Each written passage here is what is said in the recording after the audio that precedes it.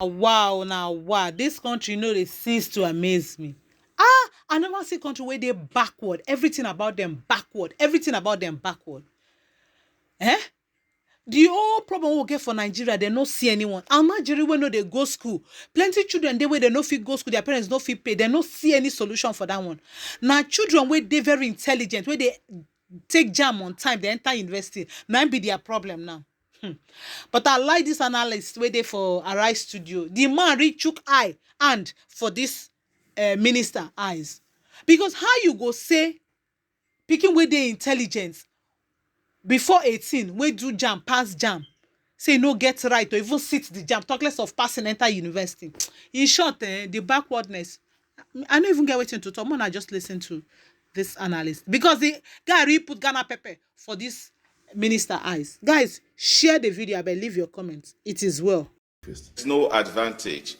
We talk as if we are suffering from one form of selective amnesia.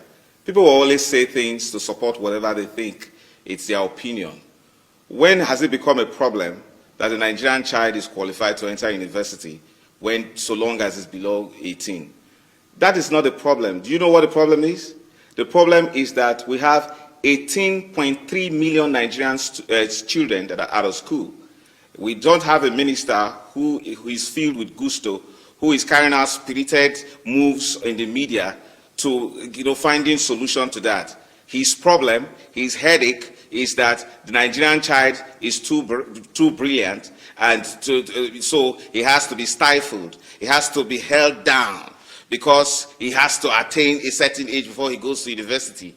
And then I'm happy that the respectable madam over there says she's not speaking from the standpoint of research.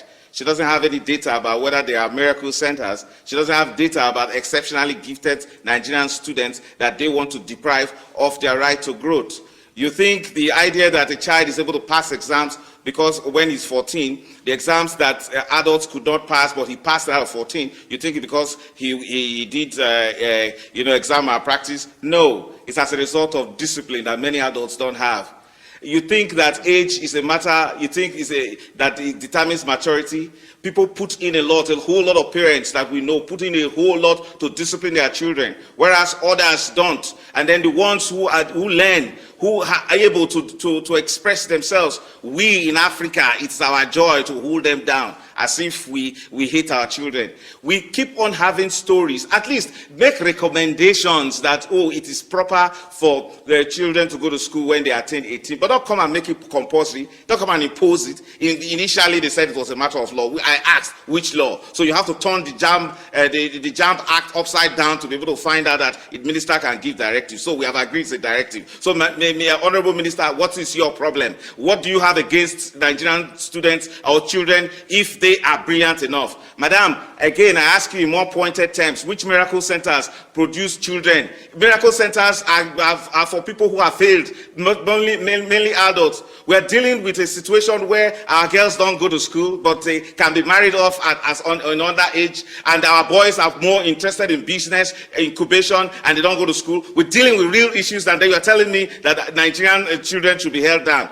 You keep mentioning other countries that they have a minimum. Look, if you mention countries, please say it in wholesome terms. The point is that it is recommended that a child goes to school at a certain age, but if there are exceptions to it, and it is with the children pass exams in very exceptional terms. Don't forget that we are in this country, and the legal minimum for entry into university in this country for a very long time has been 16 years. It was changed when the federal government adopted the 6334 system, and the idea was to de-emphasize the white-collar jobs so that persons who graduate from JS3 can go and do vocational work, not necessarily because there was anything wrong for a 16-year-old to get into school. Why do we deceive ourselves? And we always do these things in a politically correct manner. We have something else in our mind, but we come and say, it is a matter of law. It's no longer a matter of law. It's a matter of preference that we are against our children. Please, I will recommend very strongly to the Honorable Minister to listen to the highly respected Afe Babalawa SAN in his article in the Tribune, where with a lot of wisdom, advising the federal government not to go too far. Look at ASU. ASU is now cherry picking and being politically correct. One way they will say, oh, we need university autonomy. We should determine the fate of how our university, the standards of how our university should operate. So before that, it is the Senate of the universities that will make recommendation as to the legal minimum age of entrance. Today, it is now a federal matter. I see the federal government does not have enough issues to bother. You wonder why we talk about issues of true federalism? So we are now going to take away the right of university senate to determine whether the age of a child to enter university, even when he's exceptionally brilliant. We have data, statistics of young children who enter the university at 14, turn out at 20, they are graduates. They are medical doctors, some of them are professors. But in Africa, and particularly Nigeria, that leads the way back on a backward reverse terms, is to keep those children there until they are recruited to become child soldiers.